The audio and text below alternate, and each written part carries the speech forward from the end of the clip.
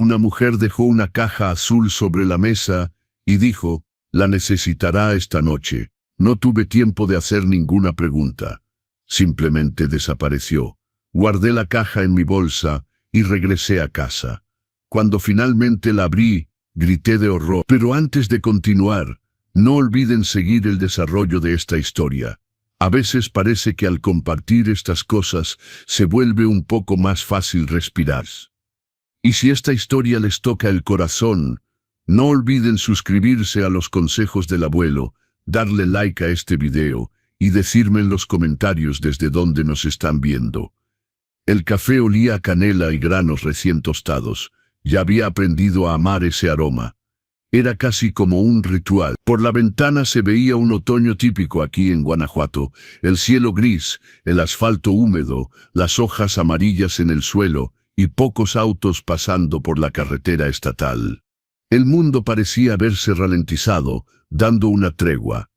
Miguel y Sofía estaban sentados frente a mí. Sus voces se perdían en el ruido de los platos y las conversaciones del lugar. «Papá, realmente deberías pensar en vender el rancho», dijo Miguel, removiendo mecánicamente su café con leche. Su reloj era como siempre impecable. «Es demasiado terreno para una persona sola». Hice una sonrisa forzada. Durante el último año me había convertido en maestro en la materia. «Todavía me las arreglo, mijo». Miguel se agitó en su silla y desvió la mirada. A sus 42 años había heredado de su padre los hombros anchos, pero la firmeza de carácter, eso no había llegado. «Papá», comenzó Sofía, «Miguel solo quiere decir que estamos preocupados. Está la casa, los campos, el bosque. Es pesado cargar todo eso solo». «Rodrigo y yo lo llevamos durante 37 años», respondí suavemente. «Creo que puedo aguantar un poco más». La conversación murió de golpe. Siempre era así cuando mencionaba a Rodrigo, mi hijo que hace casi un año fue considerado muerto. Casi. Porque la tumba que enterramos estaba vacía. Su camioneta fue encontrada el otoño pasado, hundida en el cenote Los Garzos. Sacaron el vehículo del agua. La puerta del conductor estaba abierta de par en par, pero el cuerpo no estaba ahí. Durante 3 semanas rastrearon el cenote, pero luego se rindieron. «La corriente es fuerte», decían los policías. «Pasa, a veces el cuerpo no se encuentra». Y yo tuve que quedarme ahí, frente a un ataúd vacío en el cementerio de la colina Las Bugambalias, fingiendo despedirme. «Mejor pidamos la cuenta», dijo Sofía bruscamente, levantándose. Siempre hacía eso cuando el tema se ponía incómodo. «Miguel, vámonos». Los vi caminar hasta la caja, inclinados uno hacia el otro, susurrando. Últimamente hacían mucho eso. Hablar de mí pensando que no escuchaba. A mis 68 años descubrí que ser viudo es como ser un jarrón de cristal. Te ponen en el estante, te quitan el polvo, te palmean el hombro y esperan todo el tiempo a que te rompas. Iba a sacar mi cartera cuando la vi. La mujer apareció al lado de mi mesa, tan de repente que me sobresalté y golpeé el vaso de agua. El agua salpicó sobre la mesa. Debía tener unos 55 años. El cabello canoso estaba recogido en un chongo apretado. El rostro era severo y los ojos parecían ver a través de mí. Llevaba un abrigo oscuro, a pesar del día relativamente cálido para la temporada, y solo sostenía en las manos una pequeña caja azul. «Señor Héctor Ramírez», dijo. No preguntó, afirmó. «Sí», respondí, sintiendo que mi corazón se aceleraba sin razón aparente. Colocó cuidadosamente la caja sobre la mesa entre nosotros dos. Noté que sus dedos temblaban ligeramente. «La necesitará esta noche». «Perdone, pero no entiendo». A las 11:15 de la noche, su voz era casi un susurro, presionado y asustado. «Cuando suene conteste». «Y señor Héctor, no confíe en nadie». Abrí la boca para preguntar cualquier cosa. ¿Quién era ella? ¿Cómo me conocía? ¿Qué significaba todo esto? Pero la mujer ya había dado la vuelta y caminaba a grandes pasos hacia la salida. Me levanté, pero ella literalmente se disolvió en el flujo de personas en la banqueta, como si nunca hubiera existido. La caja azul quedó ahí sobre la mesa, pareciendo inofensiva, pero solo con verla sentí escalofríos en la espalda. Miré hacia el mostrador. Miguel y Sofía todavía estaban ahí. Sofía le mostraba algo en su celular a la mesera que contaba el cambio. Nadie había notado nada. Mi mano parecía tener su propia voluntad. Agarré la caja rápidamente, la enterré en el fondo de mi bolsa, la cubrí con un pañuelo y mi cartera. En ese mismo instante se voltearon. «Papá, ¿nos vamos?», preguntó Miguel. «Sí», respondí. Mi voz salió extrañamente firme. «Vámonos». Recuerdo el camino de regreso como si estuviera en trance. Discutían sobre los precios de bienes raíces, nuevos fraccionamientos cerrados, lo cómodo que sería vivir el retiro en la ciudad. Pero en mi cabeza solo giraba la caja azul, como si quemara un agujero en mi bolsa de cuero. ¿Quién era esa mujer? ¿Cómo sabía mi apellido? ¿Qué podía haberme traído que necesitaría esta noche? Me dejaron al inicio del camino de tierra que lleva a nuestra casa, como siempre. Rechazaron cortésmente la invitación para un café. Vi su Audi negro alejarse, las luces traseras desapareciendo en el crepúsculo, y solo entonces me permití respirar profundamente. La casa estaba ahí enfrente, conocida hasta el alma. 2 pisos claros con las contraventanas verdes que Rodrigo y yo pintamos juntos hace apenas 5 años. A la izquierda, el viejo granero antes rojo, ahora descolorido, y más allá nuestras 7 hectáreas, los pastizales, el pedazo de bosque, el valle con el arroyo. Había amado mucho este lugar. Ahora me sorprendía a menudo pensando que vivía en un mausoleo. Al entrar a la casa, lo primero que hice fue cerrar con llave la puerta. Antes de la desaparición de mi hijo rara vez lo hacía. Pero después de esa historia del cenote, muchas cosas cambiaron. Fui directo a la cocina. Puse mi bolsa sobre la mesa de encino y saqué la caja. Golpeó suavemente sobre la madera. Me quedé ahí un minuto solo mirando, sintiendo que mis manos temblaban. Luego finalmente me obligué a quitar la tapa. La tapa salió fácilmente. Adentro, envuelto en papel de seda blanco, había un teléfono celular. No cualquier aparato, era el teléfono de Rodrigo. Lo reconocí de inmediato. La carcasa gastada con el sticker de la cooperativa agrícola. La pequeña grieta en la esquina. Había estado así desde que hace 2 años Rodrigo lo dejó caer mientras reparaba el techo del granero. La policía había dicho en ese momento que no encontraron el aparato. Probablemente se hundió con la camioneta, habían dicho. El agua, la profundidad, la corriente, y ahora estaba ahí sobre la mesa de mi cocina, entregado por una desconocida que conocía mi nombre y la hora exacta en que sonaría. Mis dedos parecían entumecidos cuando tomé el teléfono. La pantalla estaba negra, sin vida. Presioné el botón de encendido sin creer que algo pasaría. El celular vibró brevemente y la pantalla se iluminó. Batería llena, una barra de señal. El fondo de pantalla era esa misma foto de hace 1 año. Rodrigo y yo en nuestro aniversario de 40 años de vida en común. Él me apretaba los hombros, riendo, y yo también riéndome, volteado hacia nuestro nieto que había dicho alguna tontería en ese momento. Mis ojos ardieron, todo se volvió borroso. Era imposible. El teléfono había desaparecido hace 1 año. La policía había buscado. Yo había buscado. Había volteado todos los armarios, bolsillos, cajones. Nada. Y ahora simplemente aparecía, entregado por una extraña en un café. Abrí la lista de llamadas recientes. Vacía. Mensajes vacíos. Todo parecía haber sido borrado, excepto esa única foto de fondo de pantalla, un solo fantasma del pasado. El reloj de la cocina marcaba las 6:40. A las 11:15, había dicho la mujer. Conteste cuando suene. 4 horas y media de espera. 4 horas y media sentado al lado de este objeto imposible, preguntándome si me estaba volviendo loco. Preparé un té de hierbabuena, de ese que Rodrigo siempre bromeaba. Ahí vas otra vez con tu hierbita en agua caliente. Ni siquiera tomé el té. Solo sostuve la taza, calentando mis manos y mirando el vapor subir. El teléfono reposaba sobre la mesa como una bomba a punto de explotar. A las 7:30 intenté llamar a Miguel. Sonó 6 veces y cayó en el buzón. No dejé mensaje. ¿Qué diría? Oye, acaban de entregarme el celular de tu padre que estaba desaparecido desde hace un año. Ya me miraba como si fuera un jarrón de cristal. Después de escuchar eso pensaría que necesitaba ser internado en un asilo inmediatamente. A las 9 hice la ronda por la casa, verificando las cerraduras. Lo que hacía parecía una parodia de paranoia, pero en mi cabeza resonaba: no confíe en nadie. A las 9:30 saqué del closet la carpeta con los documentos de la investigación sobre Rodrigo. Había leído esos papeles tantas veces que los conocía casi de memoria, pero los extendí nuevamente sobre la mesa. El acta procesal, la declaración del pescador que vio la camioneta caer al cenote, los registros de los buzos.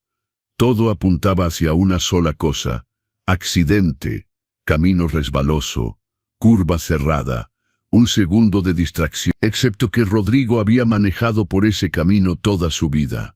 Conocía cada curva, cada bache, y era el conductor más cuidadoso que conocía. A las 10 estaba de vuelta en la cocina, simplemente mirando fijamente el celular. A las 10:30 comencé a caminar de un lado a otro. A las 11 me obligué a sentarme y respirar con calma. La manecilla del reloj se arrastraba hacia las 11:15 tan lentamente que parecía una provocación. Cada minuto parecía una hora. Una parte de mí quería tomar ese teléfono y tirarlo en algún pozo, en la basura, en la estufa de leña, donde sea, con tal de no escuchar ese timbre. Pero la otra parte, la que durante todo este año no había creído que Rodrigo, simplemente se ahogó, se aferraba a la esperanza de descubrir algo. A las 11:14 vi la manecilla del segundero acercarse al 12. Exactamente a las 11:15 el teléfono sonó. El sonido estridente desgarró el silencio de la cocina. Era el antiguo tono de Rodrigo, esa música de acordeón que había puesto hace años, y nunca cambió. Mis manos temblaban tanto que casi dejó caer el aparato. Sonó una segunda vez, en la pantalla un número desconocido. En el tercer timbre finalmente presioné el botón verde y acerqué el celular a mi oreja. Bueno, mi voz casi falló. En respuesta, silencio. No era un silencio absoluto. Escuchaba claramente la respiración de alguien. Pausada. No muy fuerte. Bueno, repetí más fuerte. ¿Quién es? Otra pausa. Y luego apareció una voz grave, ligeramente distorsionada como si pasara por un filtro electrónico, pero dolorosamente familiar. Héctor, dijo la voz. No confíe en Miguel, no confíe en Sofía, no confíe en la policía. Está en peligro. La llamada cortó. Me quedé paralizado con el teléfono en la oreja. Los pensamientos venían como olas, cortándome la respiración. Esa voz extraña y alterada sonaba exactamente como la voz de mi hijo Rodrigo Ramírez, quien hace casi un año fue considerado muerto y en cuyo honor había una cruz vacía en el cementerio. Mi hijo muerto acababa de llamarme para advertirme que estaba en peligro. Esa noche no dormí. ¿Cómo dormir? Me quedé sentado en la mesa de la cocina hasta el primer rayo pálido del amanecer, mirando fijamente el teléfono y repitiéndome: no confíe en Miguel, no confíe en Sofía, no confíe en la policía. Está en peligro. Hacia las 6 de la mañana tomé una decisión. No podía ir a la policía. La voz había dicho claramente: no confíe, y mucho menos podía explicarle algo a Miguel. Eso significaba que estaba solo, pero estar solo no significaba estar indefenso. Rodrigo y yo habíamos manejado el rancho durante casi 40 años. Habíamos hecho préstamos para maquinaria. Nos habíamos peleado con inspectores. Habíamos cerrado contratos, discutido con abogados y directores de bancos. Yo mismo llevaba la contabilidad, calculaba los impuestos, leía los contratos hasta la última nota al pie. Sabía buscar información, sabía hacer preguntas. Solo que había tomado el hábito de tomar todas las decisiones en pareja. Ahora sería yo solo. Lo primero que hice fue tomar el celular de Rodrigo y mirarlo, no como un milagro, sino como un objeto. A la luz de la mañana, vi lo que no había notado en la noche. Batería al 100%. Pantalla brillante, ninguna señal de una batería vieja muriendo. Después de un año en el cenote, no quedaría nada del teléfono. Eso significaba que alguien, durante todo este tiempo, lo había mantenido cargado, lo había cuidado, esperando el momento correcto.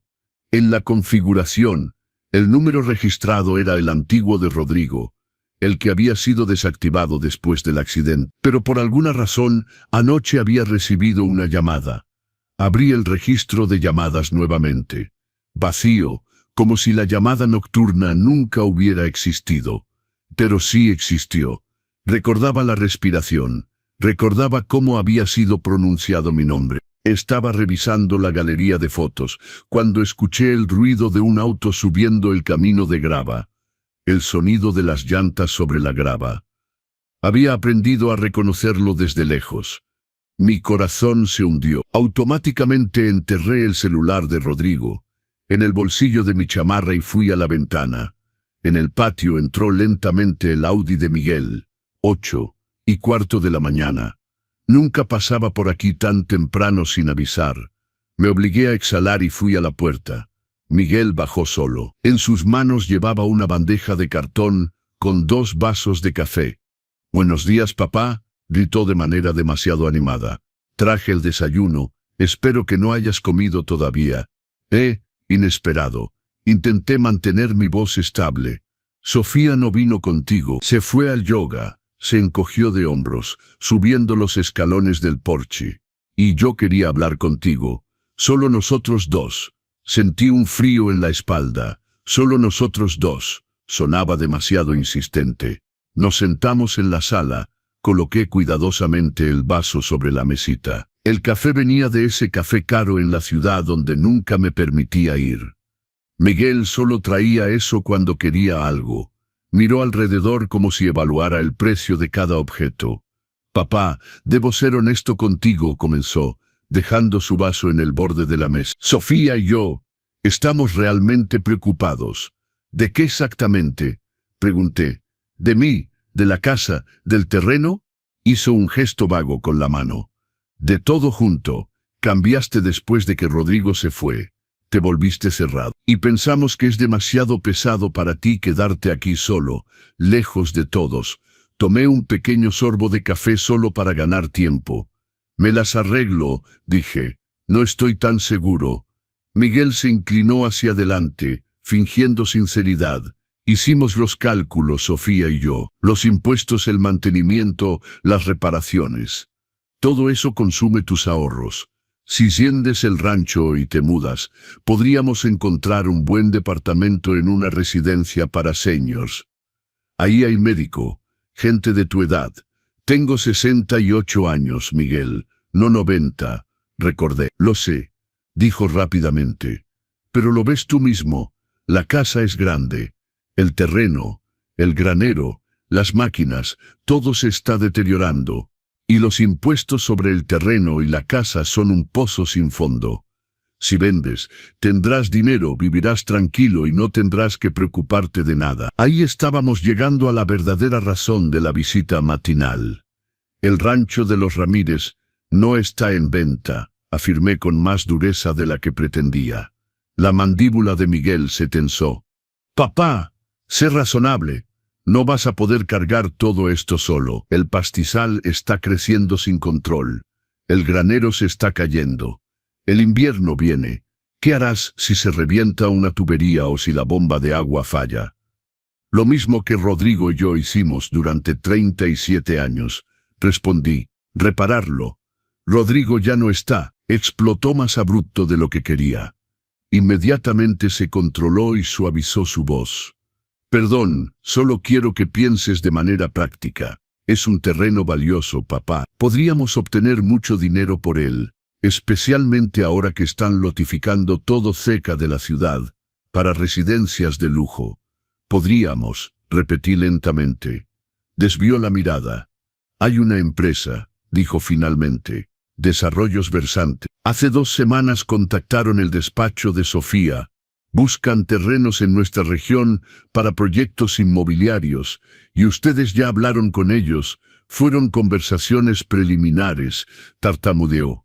Pero papá, ofrecen mucho dinero, cantidades que nunca verías en tu vida, sin ninguna preocupación, hasta el final de tus días. Dejé el vaso sobre la mesa muy cuidadosamente. Déjame decirte algo claramente, Miguel. Lo miré directamente a los ojos.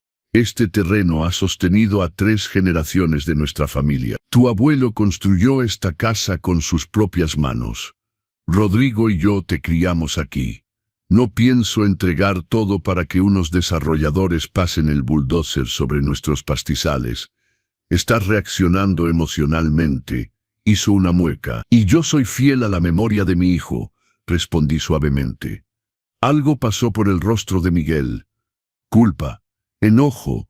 Rodrigo está muerto, papá. Ya pasó casi 1 año. No podemos vivir como si fuera a cruzar la puerta en cualquier momento. El celular de Rodrigo en mi bolsillo parecía quemar la tela. Si supieras, pensé. Creo que es hora de que te vayas, dije con calma. Se levantó bruscamente. Los movimientos se volvieron rígidos. Está bien. Pero piensa en lo que dije. Piensa seriamente porque Sofía y yo, hizo una pausa. No vamos a quedarnos simplemente con los brazos cruzados mientras te entierras con este rancho. Había algo en su voz que me dio escalofríos. Una amenaza ligera pero muy clara, disfrazada de preocupación.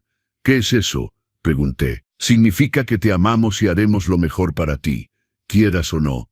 Se fue dando un portazo un poco más fuerte de lo necesario. Fui a la ventana. Miguel se quedó sentado en el auto un buen rato antes de irse, hablando por teléfono. Y por su expresión, la conversación no era agradable. Mis manos todavía temblaban. Saqué el celular de Rodrigo de mi bolsillo y lo miré.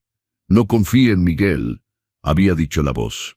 Y Miguel acababa de intentar convencerme de vender el terreno, hablando de una empresa, actuando como si el rancho ya fuera suyo. ¿Qué estaba pasando? No necesitaba suposiciones. Necesitaba papeles, números, cosas que no mienten. La verdad enterrada. Fui a la oficina de Rodrigo. Para todos ahora era mi oficina, pero en mi alma seguía siendo la suya. Abrí el archivero metálico donde guardábamos lo más importante. Escritura de propiedad, seguro, documentos bancarios, el testamento. Extendí todo sobre el escritorio y comencé a releer, pero con otros ojos, como si no fuera el viudo sino un abogado extraño. El testamento era simple y claro, todo para mí, y después de mi muerte, el heredero único era Miguel. Nada especial. Tomé la escritura de propiedad del terreno. El rancho estaba registrado a mi nombre y al de Rodrigo, pero ahí abajo, en letra pequeña, vi una anotación que no había notado antes, una fecha 2 meses antes del accidente, una solicitud de georreferenciación. Alguien había solicitado la medición exacta de los límites el otoño pasado. Encendí la laptop y abrí nuestro correo familiar. Para todos era algo antiguo, una sola dirección para facturas y contratos. Pero para nosotros era práctico. Todo quedaba en el mismo lugar. En la barra de búsqueda escribí medición, luego terreno, luego el nombre de la empresa de Sofía. Aparecieron 3 correos, el primero de una empresa de topografía, confirmando la visita técnica al rancho a mediados de septiembre. El segundo, el recibo de pago del servicio. El tercero, un correo de una dirección desconocida. El asunto, respecto al terreno de los Ramírez, evaluación preliminar. Abrí el correo sintiendo que mis dedos hormigueaban. Estimado Rodrigo Ramírez, le agradecemos el contacto respecto a la posible venta de su terreno. Con base en la georreferenciación y la situación actual del mercado, nuestra empresa está dispuesta a considerar una propuesta entre $1,5 y $2 millones por las 7 hectáreas, sujeto a verificación de zonificación. Como ya se discutió, necesitaremos ciertas garantías del consentimiento familiar. Antes de proceder, Le solicitamos nos informe en qué plazo podrá formalizar los acuerdos necesarios. Cordialmente, ingeniero Rodrigo Valente, director comercial, Desarrollos Versant. La fecha del correo: finales de septiembre. 6 semanas antes de que la camioneta de Rodrigo fuera sacada del cenote Los Garzos, mi hijo negociaba la venta de nuestro rancho, oculto de mí. Me recosté en la silla. Mi cabeza martillaba. No puede ser cierto. Debe haber un error. Rodrigo no haría eso. Siempre decidimos todo juntos. Siempre. Sabía lo importante que era este terreno para mí. Cómo me aferré a él cuando mi madre murió, cómo decía que la casa y el pastizal eran lo que me mantenía de pie. Si realmente tenía la intención de vender todo a Versante, ¿por qué no dijo una palabra? Mi celular personal pitó. Mensaje de Sofía. Señor Héctor, buenos días. Miguel me dijo que se molestó esta mañana. ¿Todo bien? Siempre estamos aquí. Si necesita ayuda, Sofía. La hora era exactamente 1 hora después de la salida de Miguel. Demasiada coincidencia. Era como si ella lo siguiera mientras me hablaba. No abrí el mensaje, solo apagué la pantalla. En lugar de eso tomé el celular de Rodrigo nuevamente. Debía verificar otra cosa, su correo. Tal vez en el teléfono había mensajes que no estaban en la cuenta compartida. Abrí la aplicación y pidió una contraseña. Intenté nuestra fecha de matrimonio. Incorrecto. La dirección de la casa. Incorrecto. El cumpleaños de Miguel. Nada. Ya estaba repasando todas las opciones posibles cuando alguien tocó fuerte la puerta. No escuché el timbre, que era viejo y débil, y mis pensamientos estaban lejos. Cerré la laptop rápidamente. Enterré los 2 celulares en mi bolsillo y fui al pasillo. En el porche estaba un hombre de unos 45 años, vistiendo una chamarra deportiva sobre jeans. Mostró una placa de cuero. «¿Héctor Ramírez?», preguntó. «Soy yo. Soy el comisario Ricardo Fonte de la Inspección General. ¿Podría hablar con usted?». Mi garganta se secó. «¿Sobre qué?». «Sobre la muerte de su hijo». Habló con suavidad, casi con compasión. «Ha surgido nueva información. Necesitamos hacerle algunas preguntas. ¿Puedo pasar?». Negarme significaría despertar sospechas de inmediato. Y las sospechas de la policía eran lo último que necesitaba ahora, sin entender qué estaba pasando. Por supuesto, escuché mi propia voz como si viniera desde afuera de mí. Le hice pasar. Nos sentamos en la sala. Sacó una pequeña libreta. Tenía una apariencia tranquila, acogedora, del tipo que las personas acostumbradas a hacer preguntas suelen tener. Sobre mí, el efecto fue el contrario. Me tensé aún más. «Perdóneme por hacerle revivir todo esto». Sé lo difícil que es, pero estamos revisando algunos casos antiguos y en la historia del accidente del cenote. Los Garzos ha surgido un detalle. «¿Cuál?», pregunté. «Un testigo», dijo Fonte. «Alguien que estaba por los alrededores esa noche. Afirma haber visto un segundo vehículo supuestamente siguiendo la camioneta de su hijo». Mi corazón se aceleró. «Siguiéndolo», eso dice. «Estamos verificando, pero eso pone en duda la versión anterior de que el accidente fue una fatalidad». Hizo una pausa. «Dígame, ¿su hijo tuvo problemas recientemente? ¿Financieros? ¿Profesionales? ¿Conflictos con alguien? ¿Alguien lo amenazó?». Los correos de Versante, la georreferenciación, el intercambio de mensajes secretos, los millones, la propuesta de venta, todo brilló en mi mente. «No», dije, «ningún problema». La mentira salió fácilmente, demasiado fácilmente, por puro instinto, porque si decía ahora que Rodrigo intentaba vender el rancho a una empresa inmobiliaria, ocultándolo de mí, eso abriría demasiadas puertas y no sabía todavía qué había detrás de ellas. «No ha escuchado nada extraño últimamente», continuó. «Llamadas inusuales, personas interesadas en su hijo o en el terreno, la caja azul, la llamada nocturna, la voz en el teléfono». «No», repetí, «nada de eso». Fonte me miró durante un momento. Sus ojos ya no eran tan gentiles, eran atentos, penetrantes. Señor Héctor, dijo suavemente, si está ocultando algo es el momento de hablar. Si la muerte de su hijo no fue accidental, si alguien le hizo daño, usted también podía estar en peligro. Las mismas palabras que la llamada de la noche. Está en peligro. Entiendo, respondí. Pero no tengo nada que agregar. Asintió con la cabeza. Tomó una tarjeta de presentación y la dejó sobre la mesa. Si por casualidad recuerda algo o si algo sucede, llámeme en cualquier momento. Tomamos estas cosas muy en serio. Cuando se fue, cerré la puerta con todas las llaves y me quedé ahí un momento recostado en la pared, intentando recuperar el aliento. Mis piernas parecían de gelatina. Un nuevo testigo, otro vehículo. Posiblemente el accidente no fue un accidente. Y alguien, Miguel, Sofía, la policía claramente no me estaba diciendo la verdad sobre esa noche. Regresé lentamente a la oficina.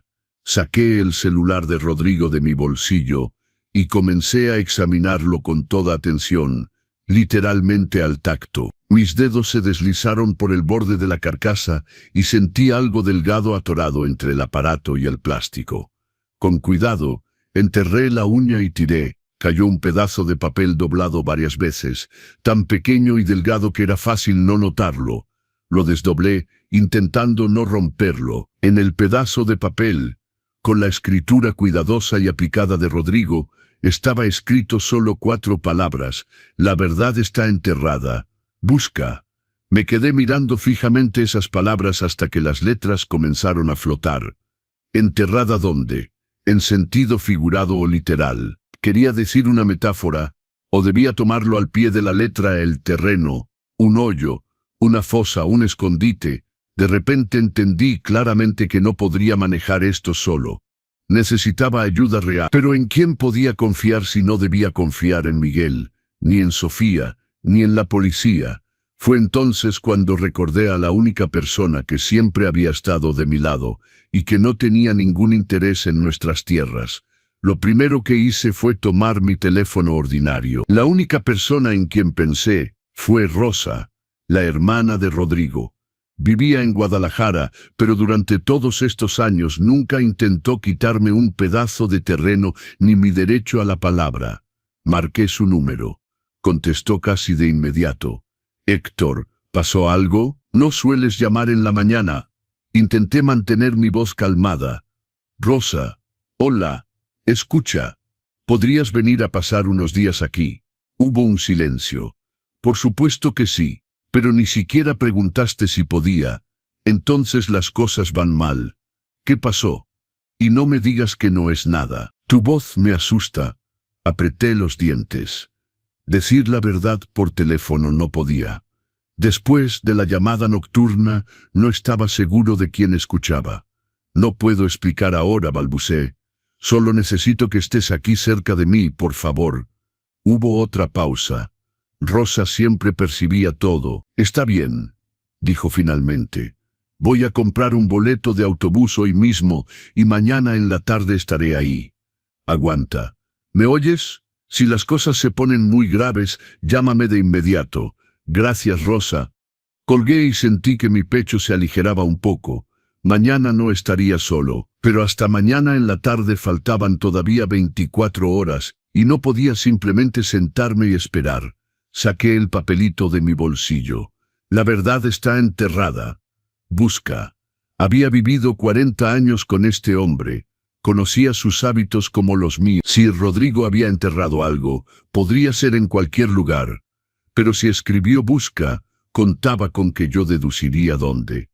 Pasé el resto del día buscando. Rebusqué la casa de arriba abajo, el ático, el sótano, las bodegas, el viejo taller de Rodrigo, donde todavía había cajas de herramientas. En el granero revolví cajas viejas. Verifiqué si había fondos falsos, tablas sueltas, recordando todos los escondites que usaba para guardar monedas o sorpresas para los nietos. Nada, solo telarañas, ramitas, chatarra vieja y mis rodillas cansadas. Al caer la noche apenas me sostenía de pie. Hice una sopa con lo que tenía a la mano. Comí por obligación. Estaba en el fregadero lavando el plato cuando el teléfono de Rodrigo sonó. Me sobresalté tanto que el plato casi se me resbala de las manos. Sequé mis manos en el trapo y agarré el celular. En la pantalla nuevamente el número desconocido. Bueno, dije intentando no temblar. La misma voz distorsionada, como si pasara por un mal filtro, pero obsesivamente familiar. ¿Encontró la nota? Sí, suspiré. ¿Pero qué significa? La verdad está enterrada. ¿Dónde? ¿Qué debo buscar? No es dónde sino cuándo, dijo la voz. Piense en qué pasó exactamente un año antes del accidente. Me quedé mirando fijamente un punto en la pared. Un año. Vivíamos normalmente. La casa, el rancho, los nietos que venían de visita. Nada especial. Piense, insistió la voz. Noviembre del 2022. ¿Qué cambió en esa época? Me quedé repasando los días. Las tareas rutinarias se mezclaban en una cinta gris. Y de repente algo surgió. Rodrigo, dije lentamente. En esa época fue a Guadalajara. Se quedó 3 días. Supuestamente por trabajo. Exacto. No fue a trabajar. Fue a reunirse con un abogado criminalista. Su nombre es licenciado Roberto Linares. Me senté en la silla como si me hubieran quitado los huesos. ¿Por qué Rodrigo necesitaría un abogado así? Porque descubrió algo, respondió la voz. Y eso lo puso en la mira. Intentaba entender cómo manejarlo y cómo protegerlo a usted. ¿Qué descubrió?, pregunté. Dígalo de una vez. No puedo, no por teléfono. La voz tembló un poco. Pero debe encontrar a Linares. Él tiene todo. Documentos, grabaciones, todo lo que Rodrigo logró reunir antes de que lo mataran. Sentí un frío recorrer mi espalda. ¿Quién lo mató?, pregunté en un murmullo. Los mismos que lo presionan para vender el rancho, dijo la voz, los mismos que van a beneficiarse de su muerte. La llamada cortó. Me quedé ahí sosteniendo el celular, sintiendo como si todo adentro se derrumbara. Miguel, Sofía, mi propio nieto entre los que se benefician de mi muerte. Mi conciencia se estrellaba contra eso como contra una pared. Miguel podía ser débil, codicioso, lo que fuera, pero asesino. Y sin embargo, las negociaciones ocultas para la venta, la georreferenciación, los correos de Versante, esas palabras sobre no vamos a dejarte enterrarte con este rancho. Fui a la computadora, abrí el navegador y busqué licenciado Roberto Linares, abogado Guadalajara, asuntos criminales. El sitio apareció inmediatamente. Un despacho sólido, casos de gran envergadura, clientes que claramente tenían mucho que perder. Un abogado así no se ocupa de asuntos pequeños. Miré el celular de Rodrigo, la nota escrita. La verdad está enterrada. Busca. Luego miré la pantalla con el número del despacho en Guadalajara. Marqué. Despacho de abogados, licenciado Roberto Linares. Buenos días, tragué saliva. Necesito hablar con el licenciado Roberto sobre mi hijo Rodrigo Ramírez. Una pequeña pausa. Lo siento, pero el licenciado Roberto no discute casos con las familias de clientes sin autorización personal, dijo la joven mujer educadamente. Mi hijo ya no está, dije. Murió hace un año y sospecho que su muerte tiene relación con la razón por la que los consultó. Estoy en peligro. El silencio se prolongó. Por favor, espere en línea. Comenzó a sonar una música neutra. Mi corazón latía tan fuerte que apenas la escuchaba. Finalmente entró una voz masculina, un poco ronca y segura. Señor Héctor Ramírez, habla Roberto Linares. Buenas tardes, susurré. Entonces Rodrigo realmente, dijo brevemente. Su hijo fue mi cliente y lamento mucho cómo terminó todo. Vi las noticias. Entonces ¿sabe por qué los consultó?, pregunté. Usted comprende perfectamente. La voz se volvió seca. Profesional, que el secreto profesional se mantiene incluso después de la muerte del cliente. Sí, pero mi hijo posiblemente fue asesinado por lo que usted sabe, interrumpí. Y ahora parece que quieren sacarme del camino también. No tengo derecho a saber en qué lío se metió. Hubo otra pausa en la que escuché distintamente su suspiro. No por teléfono, dijo finalmente. En un caso como este no hablo por una línea ordinaria. Puede venir a Guadalajara. ¿Cuándo? Mañana por la tarde. Al despacho. La dirección está en el sitio. Venga solo. Y señor Héctor, no le diga a nadie que viene a hablar conmigo. Es importante para su seguridad. Colgó antes de que pudiera asentir. Me quedé ahí un momento con el teléfono en la mano, escuchando la señal de ocupado. Luego abrí la página con los horarios de autobuses y comencé a buscar un camión para Guadalajara temprano en la mañana. Encontré uno. Compré el boleto en línea. Anoté el horario en un papel, solo para no confiar únicamente en mi cabeza. Casi empezaba a calmarme de tener un plan cuando escuché otro ruido de motor en el patio. Fui a la ventana. El auto de Sofía entró al terreno. Sola, sin Miguel. Eso ya era extraño. Sofía nunca venía aquí sin él. Era como un escudo viviente, una capa amortiguadora entre nosotros. Abrí la puerta antes de que tocara. Sofía, dije, no esperaba verte. Hizo una sonrisa que no calentaba nada. Estaba en su armadura de oficina, traje sastre impecable, tacones altos, el cabello recogido hacia atrás tan firmemente que parecía estirar su rostro. Señor Héctor, dijo entrando a la casa sin siquiera esperar la invitación. Seré breve, quería hablar sobre esta mañana. Miguel ya dijo todo. Creo que su posición fue muy clara. No estoy tan seguro, replicó con calma. Miguel a veces es demasiado suave con sus palabras, y el tema es serio. Fuimos a la sala. Noté cómo su mirada recorría el ambiente, las paredes, los muebles, las fotos familiares, los estantes, evaluando como un agente inmobiliario que ya calcula la propiedad en metros cuadrados y en pesos. Miguel me dijo que se molestó cuando habló de la venta. Comenzó Sofía. Entiendo, este lugar es más que una casa para usted, pero debemos enfrentar la realidad. Enfrento, respondí. Su realidad es deshacerse del suegro viejo y tomar un pedazo de terreno valioso. Eso es injusto. Frunció ligeramente el ceño. Me preocupo por usted como alguien de la familia. ¿Y de mi dinero? Corregí secamente. Sacó su celular. Navegó algo. Señor Héctor, dijo en un tono más formal. Soy abogada como sabe, y viendo cómo vive en una casa grande en un terreno caro, lejos de médicos y asistencia, le pedí a Miguel que me mostrara su situación financiera. O sea que hurgaron en mis cuentas, dije sintiendo subir la rabia. Como su nuera y como persona que deberá responder por usted si algo pasa, tenía el derecho, respondió imperturbable. Y lo que vi ahí me preocupó mucho. ¿Y qué vio? Está consumiendo sus ahorros demasiado rápido, dijo Sofía fríamente. A este ritmo, en año y medio no quedará nada. Y eso sin contar reparaciones grandes o enfermedad. Me quedé en silencio. Y eso no es todo, continuó. Un colega y yo revisamos las operaciones del último año antes de la muerte de Rodrigo. Hay movimientos muy extraños, retiros grandes en efectivo, transferencias a empresas que no tienen sentido, casi como si estuviera escondiendo dinero. Levantó la vista. El fisco podría interesarse en eso.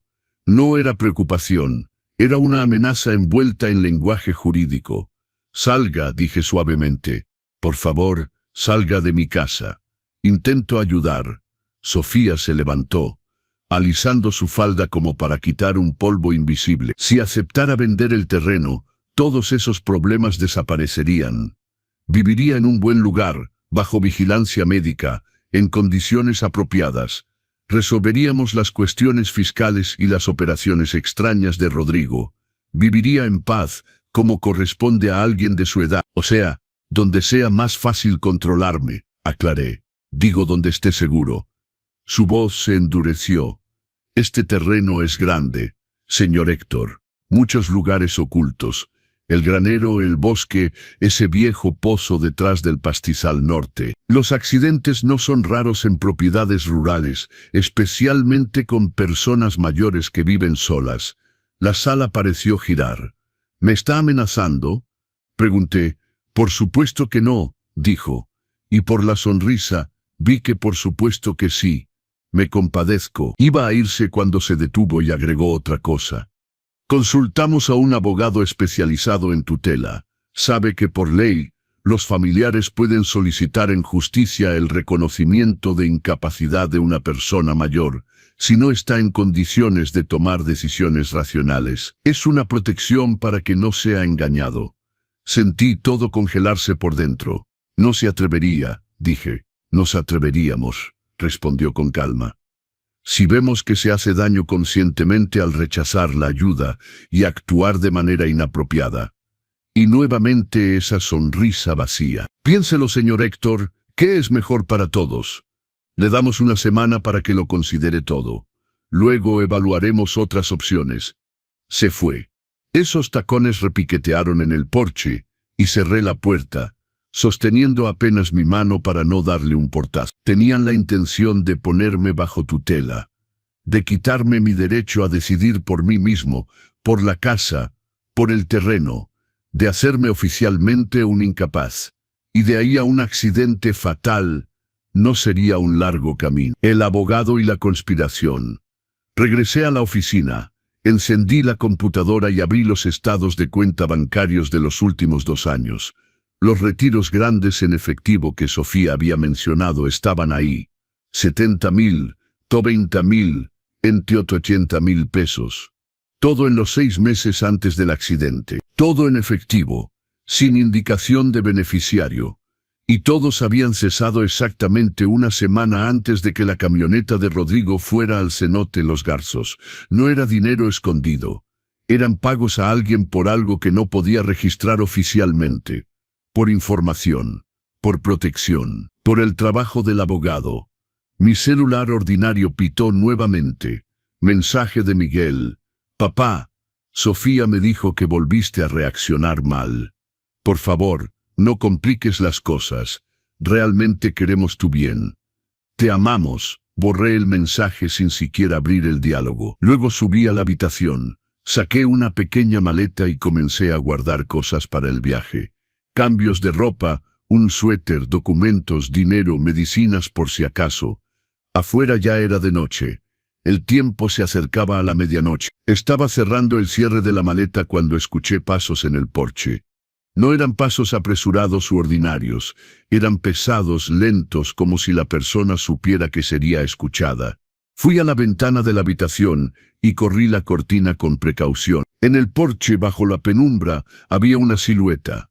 No podía ver el rostro, capucha, sombra, pero por la postura, por la forma en que se apoyaba, las manos en los bolsillos, el peso sobre una sola pierna, mi mundo se derrumbó.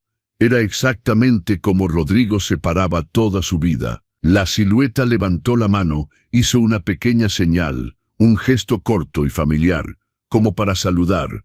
Luego se volteó lentamente y apuntó hacia el granero. Se quedó todavía un segundo y desapareció en la oscuridad. Mi barbilla tembló. En mi bolsillo el celular de Rodrigo vibró. Un SMS de un número desconocido. Granero a medianoche. Venga solo. No confíe en nadie. Miré el reloj. Faltaban 13 minutos para medianoche. Y tenía exactamente 12 minutos para decidir si me había vuelto loco o si iba en la oscuridad al encuentro de lo que me esperaba ahí. Me quedé ahí en la ventana, mirando el patio oscuro, la silueta negra del granero que conocía con los ojos cerrados, y entendí, si no voy ahora, pasaré el resto de mi vida arrepintiéndome. Tenía miedo de morir, pero era más aterrador no hacer nada. A las 11:58 bajé. Tomé una pequeña linterna de la mesita de noche. En la puerta me detuve. Necesito defensa, me dije. Nunca había tenido armas. Hace mucho Rodrigo tenía una escopeta, pero la vendió cuando Miguel se fue a estudiar fuera. Había dicho que no quería armas rondando en la casa. En la bodega encontré un martillo, una llave inglesa y un desarmador pesado. Sostuve el martillo, imaginando golpear la cabeza de alguien. Me sentí mal. En lugar de eso tomé mi celular ordinario. Encendí la grabadora de voz y lo enterré en el bolsillo de mi chamarra. Que al menos quede rastro, si algo pasaba. A medianoche en punto salí. El aire helado de noviembre golpeó mi cara, atravesando hasta los huesos. Me puse la chamarra a toda prisa. Olvidé el gorro, pero no volví. Del granero había unos 30 o 40 metros. Durante toda mi vida había ido ahí miles de veces, de noche, de día, bajo la lluvia, bajo el sol. Nunca había tenido miedo. Hoy cada paso parecía una locura. La grava crujía bajo mis pies, la oscuridad alrededor era densa, viscosa. La linterna iluminaba pedazos del patio. La cerca, la esquina de la casa, la vieja carretilla apoyada contra la pared del granero. La puerta del granero estaba entreabierta. Eso ya estaba mal. Siempre la dejaba cerrada.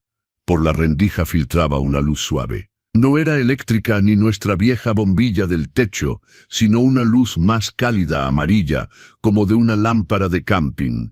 Bueno, llamé suavemente, sorprendido por el sonido ronco de mi voz. No hubo respuesta. Empujé la puerta. Chirrió como en una película de terror y se abrió. Adentro todo estaba como siempre.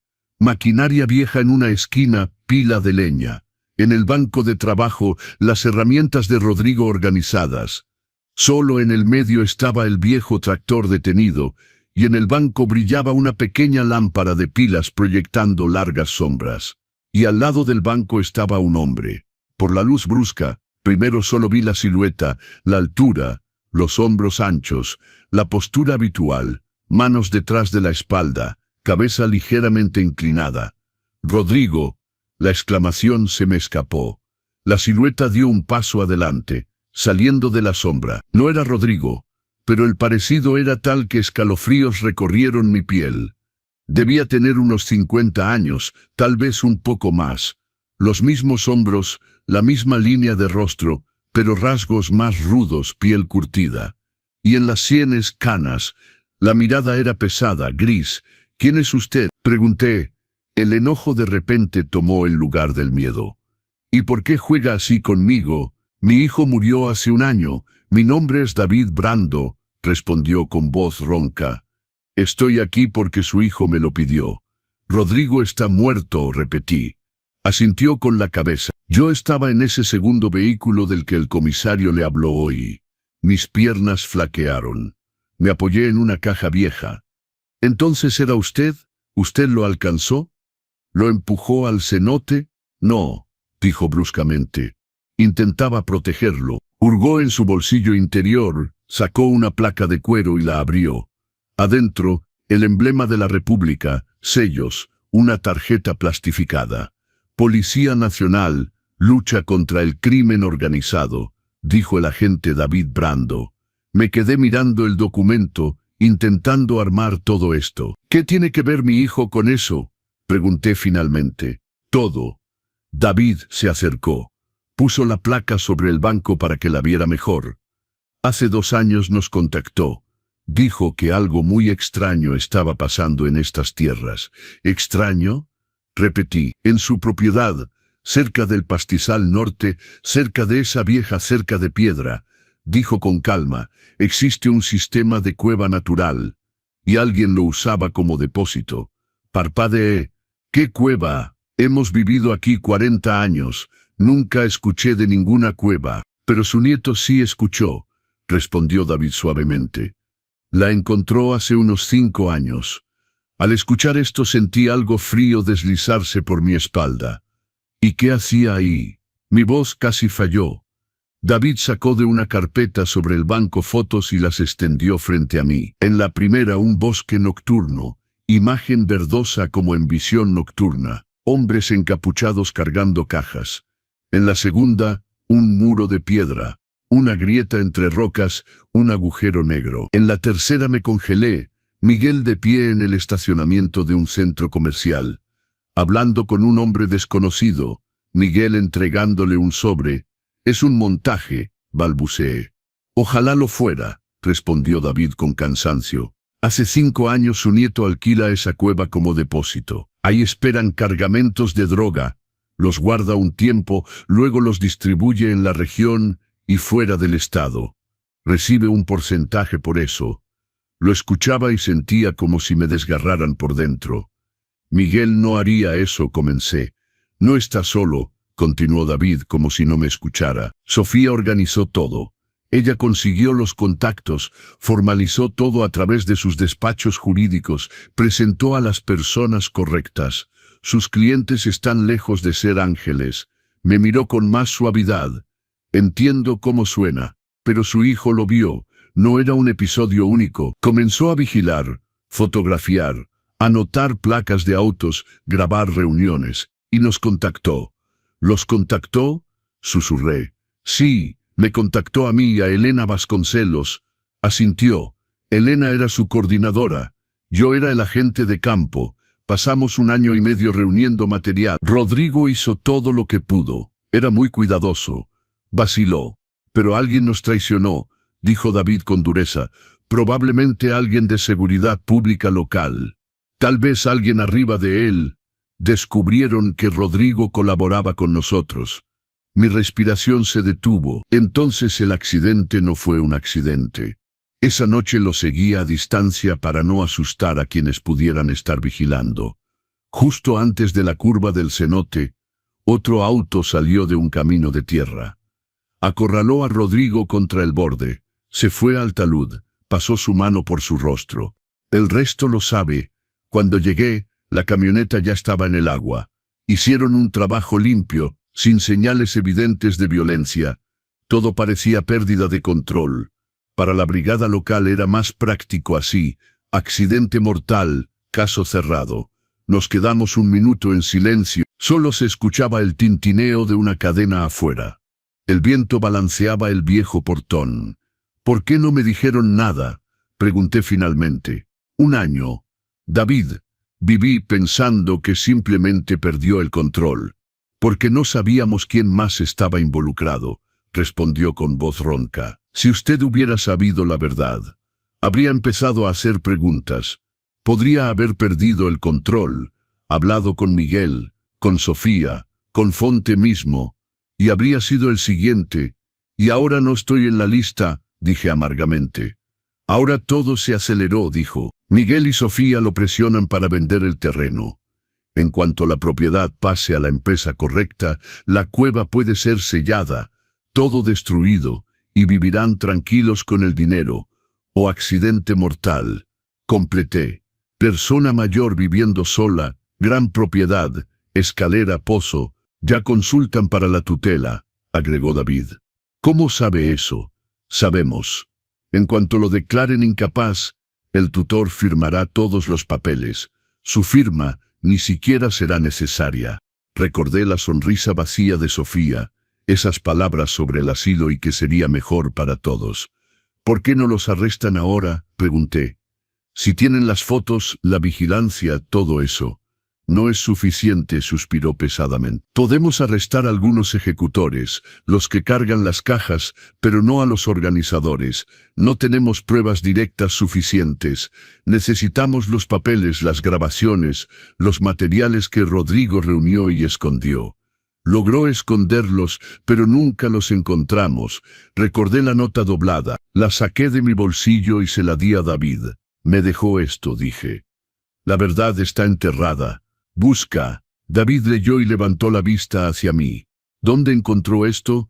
En su celular, respondí. Entre la carcasa y el aparato. ¿Y el celular de dónde venía?, preguntó. Una mujer lo trajo, dije. En el café. Cabello canoso, chongo severo, abrigo oscuro. Conocía mi nombre. Dijo que lo necesitaría esa noche. Me dijo que contestara a las 11:15. El rostro de David palideció. Elena, dijo. Elena Vasconcelos. ¿Dijiste que era la coordinadora de Rodrigo? Desapareció hace 3 días, dijo. Dejó de responder. Cortó la radio. No apareció en su dirección. Pensábamos que la habían alcanzado. Si le trajo el teléfono y la nota, significa que entró en la clandestinidad, y aparentemente ya no confía ni en la policía local, ni en parte de nuestra propia gente. Pasó su mano por su cabello bruscamente. Eso es malo. Pero por otro lado, es bueno que el teléfono quedara con usted.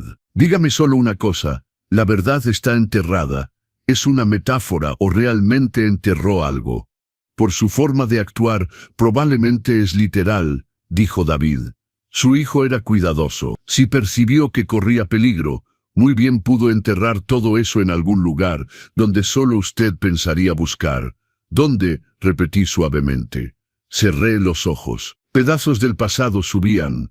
Rodrigo y yo jóvenes cargando sacos de papas. Él bromeando no solo papas, sino nuestro futuro. Luego haciendo un tesoro pirata para los nietos detrás del granero. Él quejándose de que guardaba documentos en un armario ordinario. Y de repente recordé. Las rosas, susurré. ¿Qué rosas? El rosal de mi madre, dije. Detrás de la casa, lado este. Cuando murió Rodrigo y yo plantamos un rosal ahí en su memoria. Bromeó en ese momento que el hoyo parecía perfecto para un tesoro. David ya tomaba la lámpara de la mesa. Vamos a ver, dijo. Si Rodrigo realmente escondió algo, debe estar ahí. No tuvimos tiempo de dar 2 pasos. En el patio entraron autos, uno, luego otro. Los faros cortaron las ventanas de la casa. Barrayeron la pared del granero, nuestros rostros. Mierda, juró David tirándome hacia atrás en la sombra. Alguien vigila la propiedad.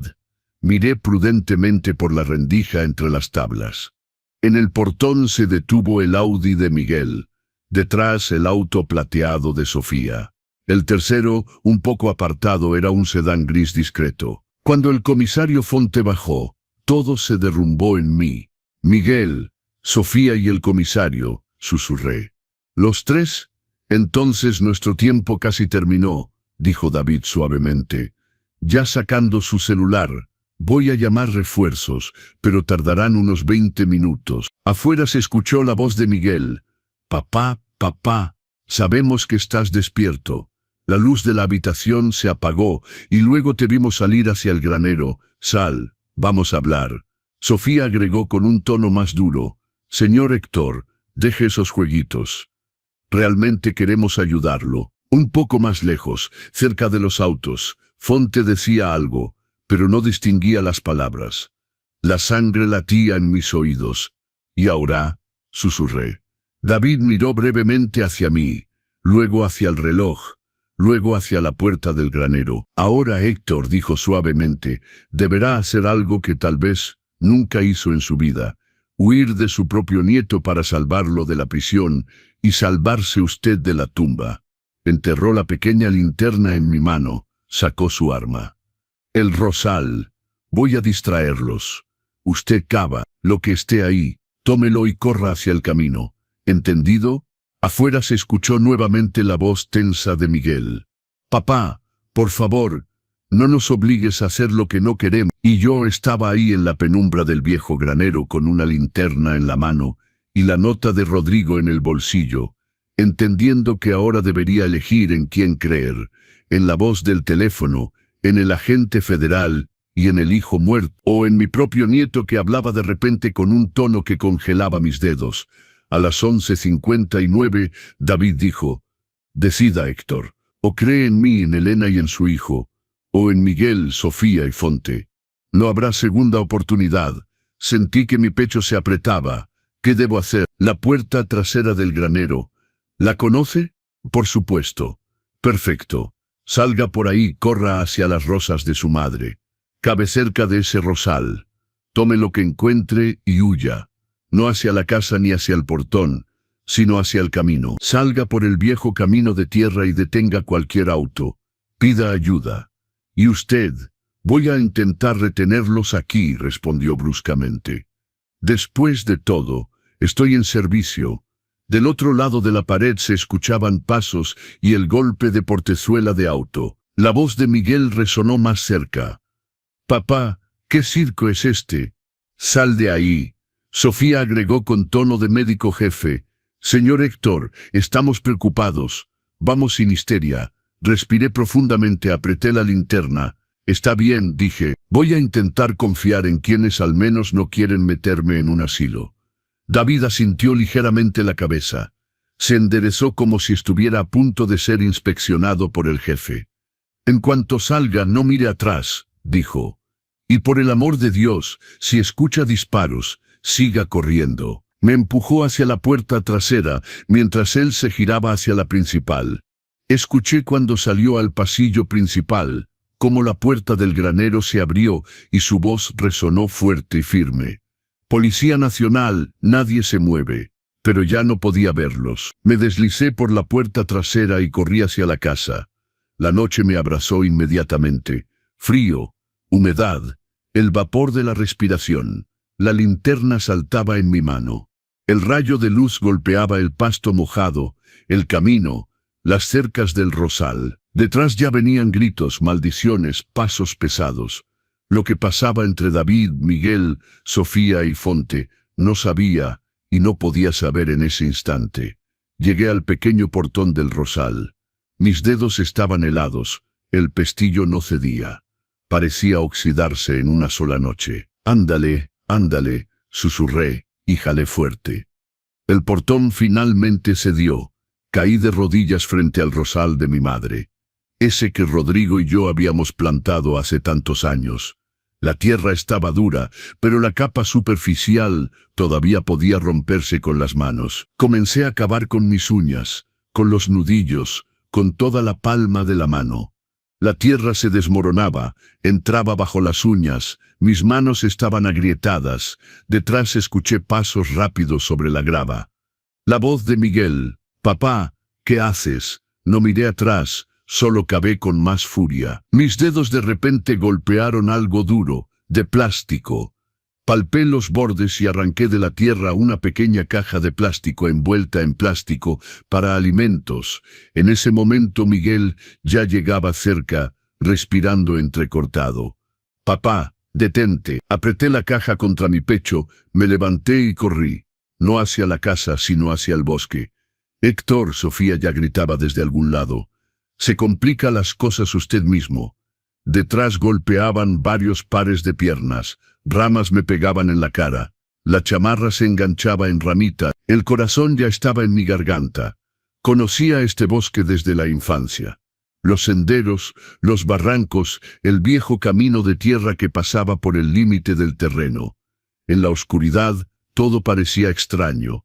Pero mis piernas me llevaban donde Rodrigo y yo recogíamos ciruelas antes. Detrás brillaban linternas, los rayos cortaban los troncos, iluminando a veces un árbol, a veces un arbusto. «Papá, detente», gritaba Miguel. «Solo queremos hablar». Solo apretaba la caja contra mí y pensaba en cómo se parecía ahora. No a mi nieto, sino a alguien de quien se huye en un callejón oscuro.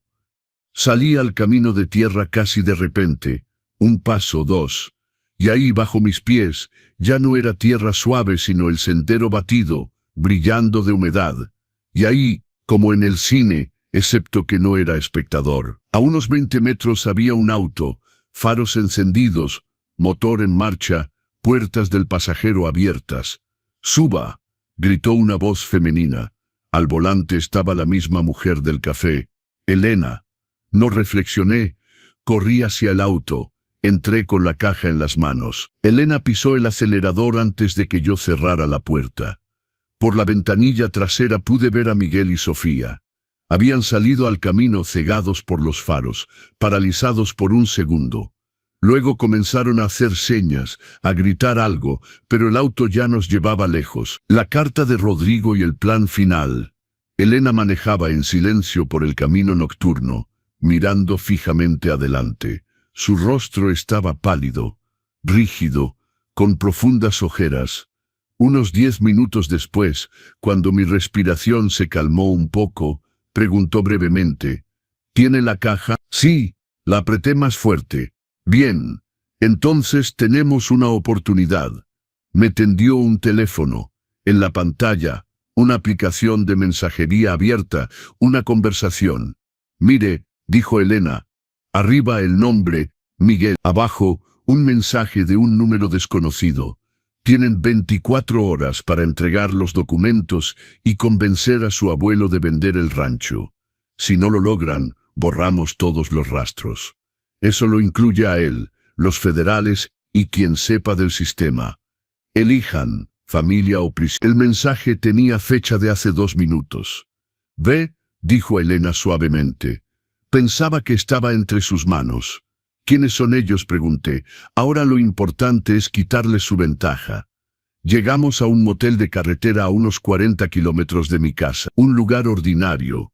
Letrero despintado. Luz amarilla en las ventanas. Cortinas arrugadas.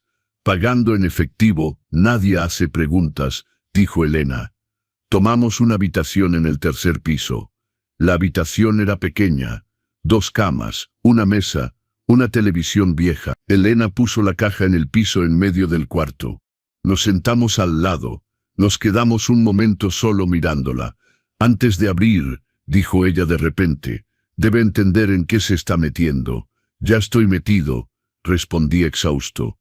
Desde el día que la camioneta de Rodrigo cayó al cenote, asintió ligeramente. Lo diré de todos modos.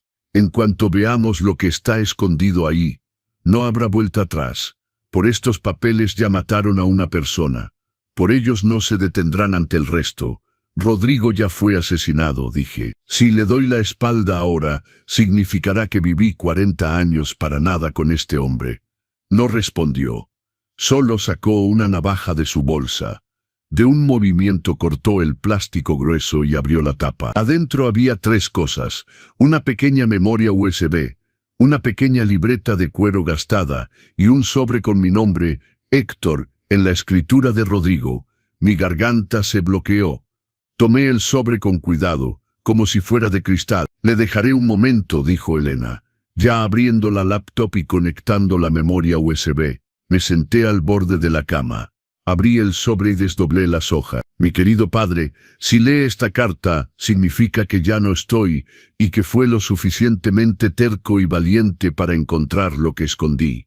Perdóneme, perdone los secretos, el silencio, no haberle dicho todo en vida. Siempre vivimos honestamente uno con otro, y el hecho de que rompí esa regla todavía me duele en el alma. Hace 1 año y medio me di cuenta de que nuestro nieto hace algo que un padre normal ni siquiera quiere imaginar. Realmente quise equivocarme. Me convencí de que estaba en un error, pero los hechos eran demasiado claros. Usaba nuestra tierra, nuestro rancho, esa cueva que tal vez nunca conoció, como depósito para droga. La mercancía pasaba por ahí. Por eso recibía mucho dinero.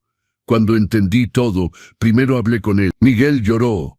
Juró que se había endeudado, que no veía otra salida, que todo eso terminaría pronto. Pidió tiempo para arreglarlo.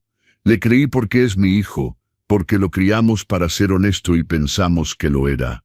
Le di 2 meses. Durante ese tiempo hubo 2 accidentes.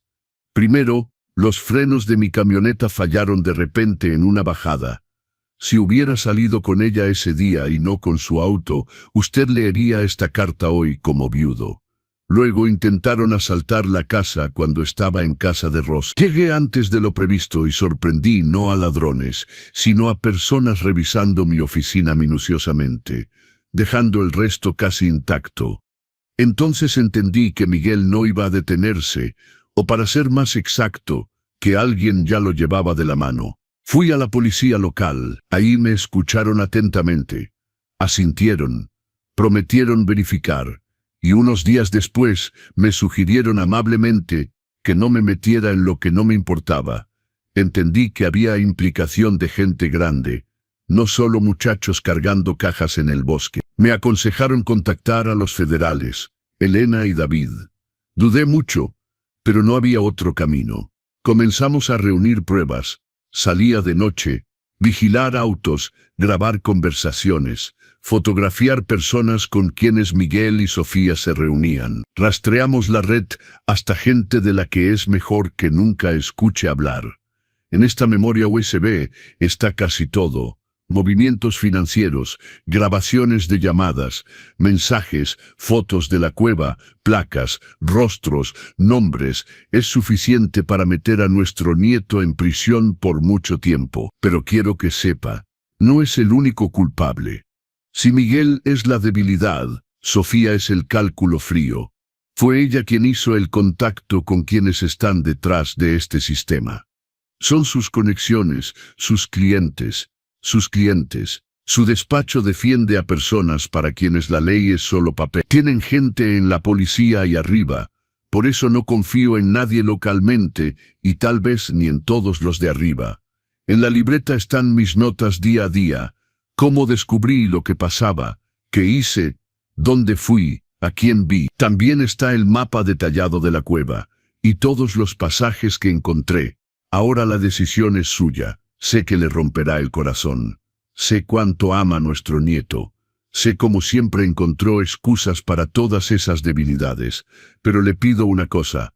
Esta vez, no se sacrifique por él. Nuestro muchacho creció y hace sus propias decisiones desde hace tiempo. Su decisión fue traicionar a la familia, la memoria de mi abuelo, de su madre, y todo lo que construimos aquí durante 40 años.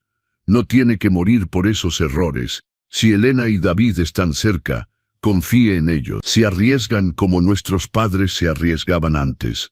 Lo amo, lo amé todos estos años y lo amaré hasta su último respiro. Me duele no poder envejecer a su lado, ver crecer a nuestros nietos, finalmente hacer ese viaje a Irlanda con el que tanto soñaba. Pero creo en usted. Siempre decía que era débil. No es cierto. De todos nosotros, usted es el más fuerte. Solo que rara vez creyó en sí mismo. Por favor, sobreviva. Por favor, viva no solo por mis recuerdos, sino por usted mismo, su Rodrigo, PD. En la misma memoria USB están los papeles del fondo que logré formalizar a través de un abogado en Guadalajara. Hay suficiente dinero para que pueda conservar el rancho o irse y vivir tranquilo. Haga lo que quiera. Solo recuerde, ahora no le debe nada a nadie, ni a Miguel, ni a Sofía, ni a su deuda. Terminé de leer y me di cuenta de que las lágrimas corrían solas, borrando las palabras. Elena me tendió silenciosamente un pañuelo. Sabía, susurré, sabía que Miguel lo traicionaría. Sabía que en la policía había vendido. Sabía que intentarían sacarme del camino también, y sin embargo siguió adelante porque era lo correcto. Porque contaba con usted, dijo Elena suavemente, mirando la pantalla de la computadora. Pensaba que si algo le pasaba, usted llegaría hasta el final. Volteó la laptop hacia mí. En la pantalla había carpetas, documentos, tablas. Héctor, dijo, lo que reunió no es solo prueba, es un golpe contra gente muy seria. Y lo saben. Hizo clic en un archivo. Aparecieron fotos, rostros, placas, escenas de la cueva, esquemas de transferencia. Por eso ya mataron a su hijo, agregó Elena. Van a intentar recuperar esto a cualquier precio. Apreté la carta de Rodrigo en mis manos, sintiendo que en lugar del vacío, otra cosa surgía adentro, pesado, sólido. El miedo no desapareció, pero sobre él se depositó una capa de enojo y una decisión silenciosa y terca. Si esta vida me tocó, dije, no la voy a entregar tan fácilmente. Elena miró la pantalla, el reloj en la esquina, y de repente palideció aún más. Excepto que para una persona el tiempo ya terminó, dijo suavemente. Y si no hacemos nada, él pagará primero. Me miró. David. No, comencé. Apreté la carta de Rodrigo tan fuerte que el papel se arrugó. ¿De quién habla? Su teléfono sobre la mesa vibró. Miró la pantalla, soltó un suspiro brusco. Es David, puso el altavoz. Elena. Su voz estaba tensa y exhausta. Estoy en la comisaría con Fonte, oficialmente para dar aclaraciones, extraoficialmente hasta la primera oportunidad que tengan. ¿Está bien?, preguntó ella rápidamente. Relativamente. Rió secamente. Me quebraron el brazo, me dieron algunos golpes en las costillas, pero estoy vivo. Lo importante, escuche bien, el tiempo es corto. Tosió y continuó. Miguel y Sofía no están en la cima. Detrás de ellos hay un hombre llamado Víctor Halcón. Es su sistema. Es él quien manda. No tiene intención de esperar. Sentí todo congelarse por dentro. ¿Cómo que no tiene intención de esperar?, pregunté. Significa que esas 24 horas son una fachada, dijo David. Esta misma noche van a ir por Rosa. Piensa que pudo haberle enviado documentos o que va a huir allá. Tienen su dirección, tienen contactos en Guadalajara también. Si no encuentran nada ahí, no terminó, pero yo ya había entendido. Van a ir por Rosa, susurré. Si no los detenemos, sí, respondió. Me lo dijeron claramente. Mientras no entregue los documentos y acepte vender el rancho, la presión solo aumentará. Vamos a esconder a Rosa, dijo Elena rápidamente. Haré el contacto ahora.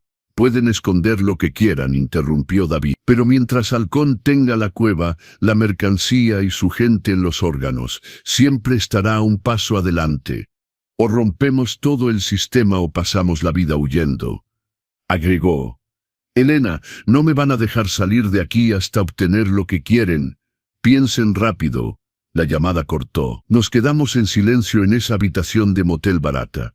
Yo con la carta de Rodrigo, Elena con el teléfono que acababa de transmitir la voz de un hombre con el brazo quebrado. Y en algún lugar mi cuñada Rosa ni siquiera imaginaba lo que venía. Debemos avisarle urgentemente, comenzó Elena. Enviar a alguien allá, sacarla, llevarla a algún lugar seguro. Y después, pregunté, escondemos a Rosa, él encuentra a alguien más. Presiona a David. Intenta ponerme bajo tutela o tirarme en un hoyo. Toma el rancho, sella la cueva. Elena apretó los labios. ¿Qué sugiere? Dejé la carta sobre la cama y tomé la libreta de Rodrigo. Hojeé hasta el medio donde había dibujado el mapa de los pasajes bajo nuestro pastizal. Ahí toqué con el dedo. Túnel de emergencia. Ve la nota. Salida de servicio lleva a la vieja propiedad de los Medina. Elena se inclinó. ¿Dónde es eso? Más allá del bosque, respondí. Era la propiedad de los Medina. Ahora está abandonada. Solo quedan los cimientos y el granero. Si un grupo entra por ahí desde el lado del viejo camino, nadie ve desde la casa. Levanté la vista. Elena, ¿cuántas personas puede traer esta noche? Si llamo a una persona en la central en Ciudad de México en quien confío, pensó, pueden tener unas 6, máximo 8, pero es poco contra Halcón. No necesitamos pelear un ejército, dije. Necesitamos tomar por sorpresa a quienes vendrán a mi casa para chantajearme y amenazarme. Miguel, Sofía Fonte y algunos hombres mañana. El resto, su gente los toma por la red. Me miró fijamente, evaluando si iba a entrar en histeria. Entiende el riesgo. Rosa, yo, el rancho, la memoria de Rodrigo. Todo. Asentí, pero creo que ya arriesgamos todo de todos modos. No quiero pasar el resto de mi vida mirando por encima del hombro. Elena soltó una maldición. Está bien, dijo. Entonces así será. Voy a llamar a Ciudad de México. Usted prepárese para hacer el papel de la persona mayor sumisa que aceptó devolver los papeles. Fue a la ventana a marcar. Solo escuché fragmentos. No confío en los locales. Sí, fuga mínima. 8 hombres. Entrada por la vieja propiedad. Graben todas las conversaciones. El audio está con él. Sí, asumo la responsabilidad. 10 minutos después, regresó. En 2 horas su grupo estará en el viejo camino cerca de los Medina. Dijo, voy a encontrarlos. Llevarlos por el pasaje de la cueva, posicionar hombres alrededor de la casa, en el granero y en la salida. ¿Y yo? Usted regresa a casa, respondió. De manera que sepan que está ahí solo. Miró la memoria Voy a enviar una copia encriptada ahora a Ciudad de México. El original se queda con nosotros. Dirá que todo ya está con los federales. Y siendo honesta, será casi verdad. Hice una sonrisa amarga. Si alguien me hubiera dicho hace un año que a mis 68 años estaría en una operación así, habría dicho que la persona se volvió loca. La gente como usted a menudo es subestimada, respondió Elena con calma. Y esa es nuestra mayor ventaja. Regresé a casa hacia el amanecer. El camino parecía diferente, como si en un día hubiera envejecido 10 años al mismo tiempo que ella. Elena y yo nos separamos antes. Ella fue hacia la propiedad abandonada. Estacioné el auto en el patio como siempre. No vi autos extraños, pero eso no significaba nada. La gente de Halcón no es tan tonta para exponerse. Adentro de la casa solo la luz de la cocina estaba encendida. Entré, me quité la chamarra. Me quedé un minuto en el pasillo escuchando mi propia respiración. Luego fui a la cocina. Ya estaban esperando. En la mesa estaba sentado Miguel, codos apoyados, manos entrelazadas, cabeza baja. Cuando entré levantó la vista y vi no solo a mi nieto, sino a un hombre que perdía pie. Papá, apenas pudo hablar. Gracias a Dios que estás vivo. Cerca de la ventana estaba Sofía, impecable, como si fuera una audiencia importante. Traje sastre, cabello perfecto, celular en mano. No sonreía, solo observaba atentamente. Recostado en el refrigerador, Fonte. Manos en los bolsillos pareciendo relajado, pero los ojos recorrían todo, evaluando. A su lado, dos tipos que nunca había visto. Rostros de piedra. «Buenas noches, papá», dijo uno con una pequeña sonrisa. «Bonito paseo». Sentí algo hervir adentro, pero me obligué a hablar con calma. «Buenas noches. Ahora averigüemos qué hacen en mi casa de noche». «Papá», Miguel comenzó precipitadamente. «Es simple, nosotros». «Miguel, silencio», interrumpió Sofía, voz firme, ligeramente cansada. «Señor Héctor, tenemos un objetivo común». «¿De verdad?»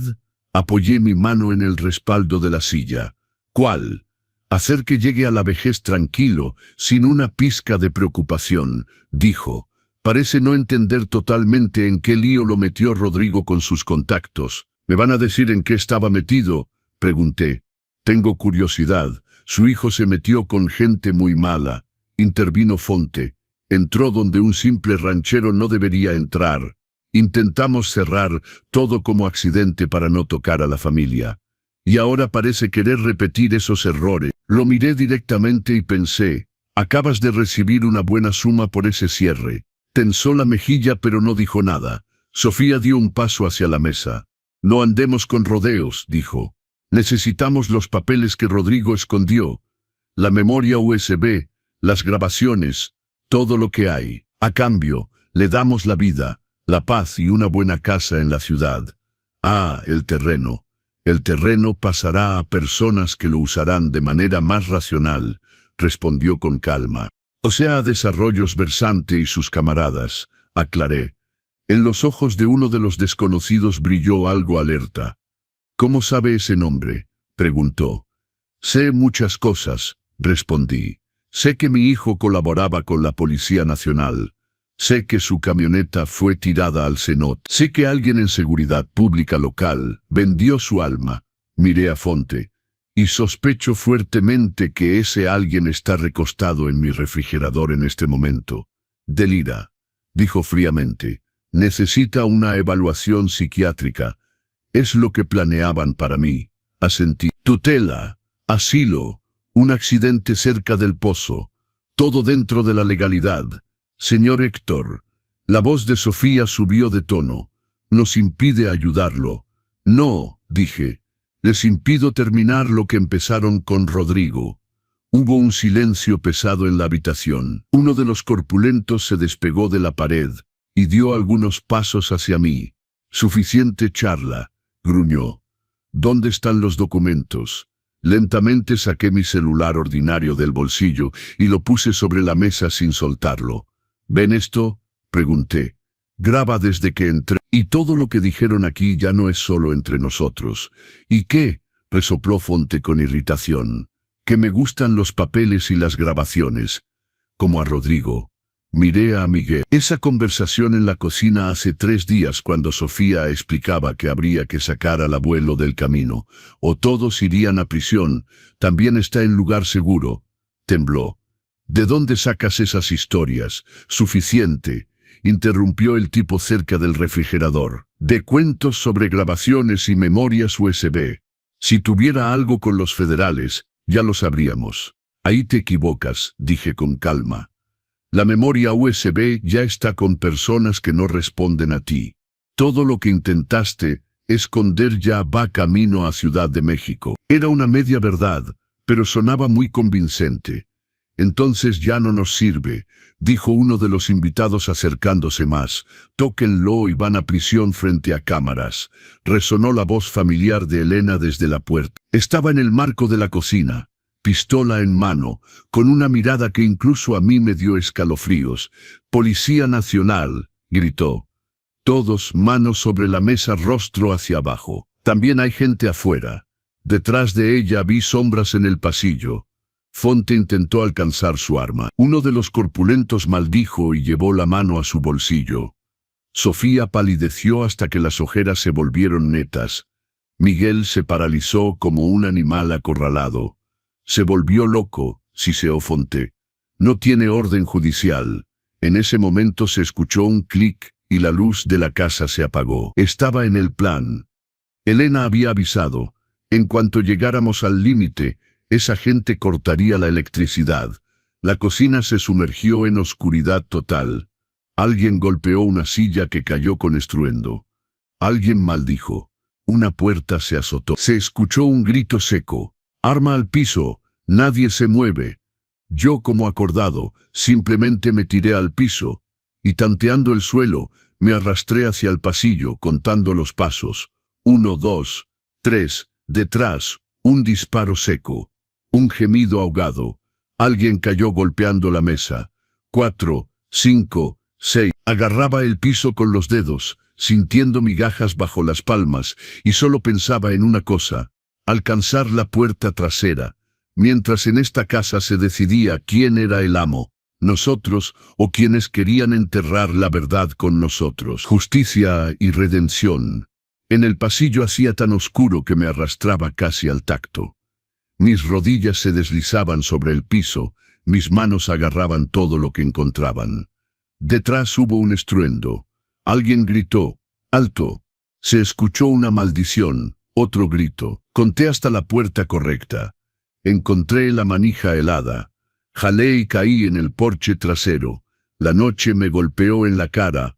Frío, humedad, olor a tierra mojada.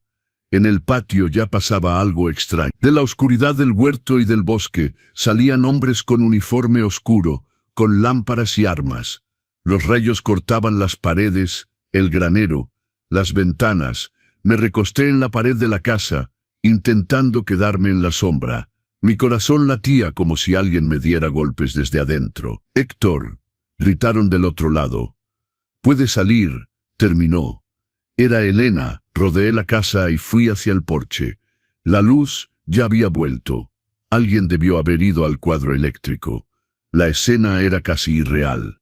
Mi cocina. Por la puerta abierta se veía a Fonte tirado en el piso, boca abajo esposado. A su lado, uno de los corpulentos también ya dominado.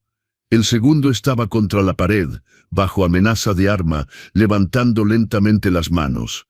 Sofía estaba sentada en una silla, manos detrás de la espalda. En su rostro no había miedo, sino una furia helada. Intentaba todavía argumentar con el hombre uniformado. Excedieron sus poderes.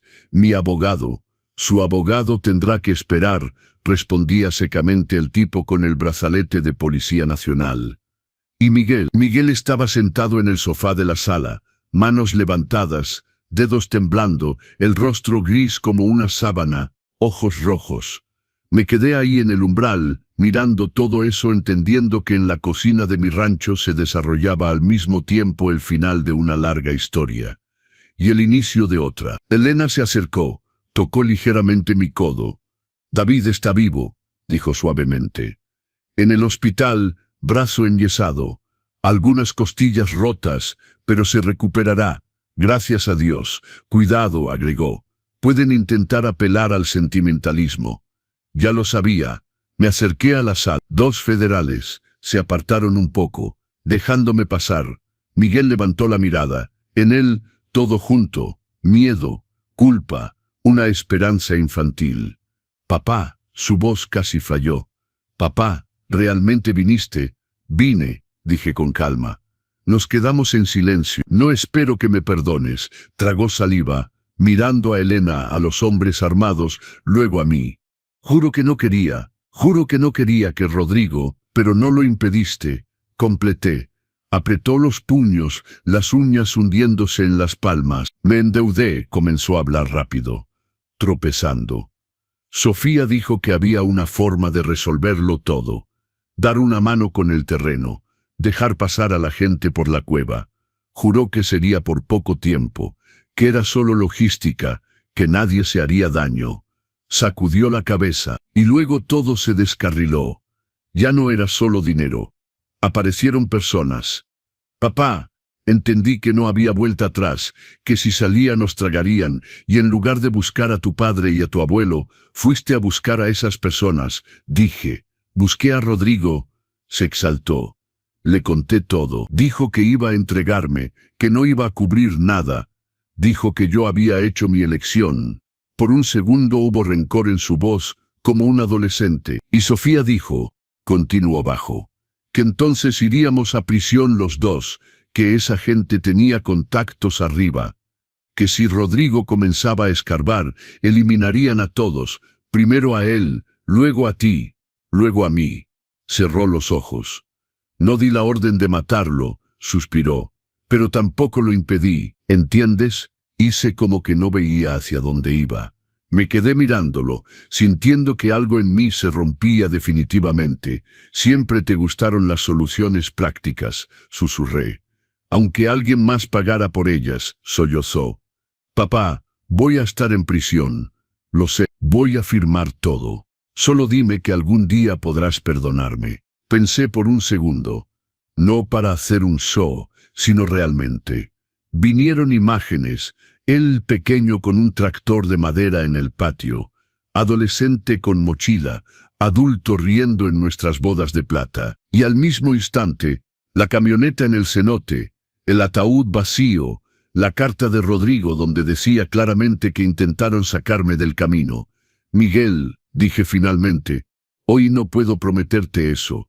Se congeló como si lo hubiera golpeado, pero puedo decirte otra cosa, continué. Tu padre, aunque sabiendo que lo traicionaste, todavía te dejó una oportunidad. No una excusa ni una cubierta. Una oportunidad. Si dices la verdad, si ayudas a meter a todos estos en prisión, todavía tendrás un pedazo de vida para vivir diferente. Suspiré. Perdonar, no sé, tal vez algún día. Tal vez, nunca. Pero la oportunidad de ser otro tú, todavía la tienes. Si la aprovechas, es tu decisión. Bajó la cabeza. Voy a intentar, susurró. Es todo lo que espero de ti, dije. Me di vuelta hacia la puerta. Papá, espera. Pero ya había salido de la sala. Elena me esperaba en el porche. La noche había vuelto fría, pero no tan sofocante. En el patio caminaban hombres, alguien verificaba listas. Las radios crepitaban. Sobre la grava pasaban camionetas negras con rejas. David mandó decir que está orgulloso de usted, dijo, y que Rodrigo también lo estaría. Rodrigo estaría destrozado, respondí suavemente. Pero sí, creo que estaría contento de que todo esto finalmente terminó. Asintió, lo importante es que está vivo. El rancho no cayó en sus manos. La cueva será examinada y sellada. Halcón y su gente no se escaparán. Vi llevar a Fonte. Sin pausa, sin drama. Solo un hombre esposado que de repente ya no tenía a nadie que lo cubriera. Sofía, toda impecable, caminando hacia el auto sin perder su postura. Incluso ahora, siseando algo a su abogado por el celular. Vi llevar a los otros dos en silencio, ojos bajos, y vi a Miguel, con la chamarra que yo mismo le había comprado, ser puesto en el auto de la Policía Nacional. Miró una vez atrás, buscándome con los ojos. No me acerqué. Solo me quedé en el porche mirando la puerta cerrarse detrás de él. 3 meses después. El invierno hizo su papel. El campo se cubrió de escarcha. La casa crujía con el frío, pero respirar ya era más ligero, no por el tiempo, sino porque lo peor había pasado. Ese día estaba cerca del pastizal norte, en el lugar exacto donde estaba la entrada de la cueva. Ahora todo estaba removido, cerca temporal, máquinas, hombres con casco y chalecos terminando algunos trabajos. David se acercó, protegiendo con su mano el hombro todavía no totalmente recuperado. El brazo ya había soldado, pero todavía lo cuidaba. Terminó, Héctor, dijo. Es el último día. Mañana van a poner concreto en la entrada definitivamente y cubrir con tierra. Gracias a Dios, respondí. No quiero a nadie más almacenando nada bajo mi terreno. Sonrió. Con esa cueva reunimos material para que los tribunales trabajen durante años. Según los últimos datos, el juicio de Halcón ya cuenta más de 40 implicados, 3 estados, varias capitales, y Fonte confesó la corrupción. Negociando su pena, asintió. Pero difícilmente atrapé menos de 10 años, y ese es solo el primer cargo. Nos quedamos en silencio. Los trabajadores sellaban la entrada, las máquinas rugían, nivelando la tierra. Pensé que en primavera debería plantar algo vivo ahí, hierbas, flores, para que en lugar del hoyo por donde pasaba el veneno, hubiera algo normal. Cuando regresé a casa, en la mesa de la cocina ya había una pila de cartas. Rosa revolvía algo en una olla grande, su famoso guisado de res que olía a hogar, no a operación policial. Rosa se había mudado aquí casi justo después de los eventos. Dijo que necesitaba cambiar de aire, pero sabíamos que simplemente no quería que me quedara solo en estas paredes. Llegó el correo, señaló los sobres. Parece que hay algo oficial. Sequé mis manos, me senté y comencé a abrir. El sobre de arriba venía de Elena. Una nota corta diciendo que habían sido condecorados, algunos transferidos, con un PD. Rodrigo estaría contento. El segundo venía de una asociación cultural local. Querían escribir sobre nuestro rancho como una granja familiar tradicional. Pedían permiso para venir a fotografiar en primavera. Sonreí. Hace un año nadie sabía nada de nosotros, excepto los vecinos y el fisco. El tercero era grueso con el sello de la fiscalía. Sentí un nudo en el pecho. Los sobres así rara vez traen algo bueno para el alma. Abrí, saqué una pila de papel. Todo estaba en tono profesional. Artículos, referencia a leyes, declarado en lenguaje jurídico.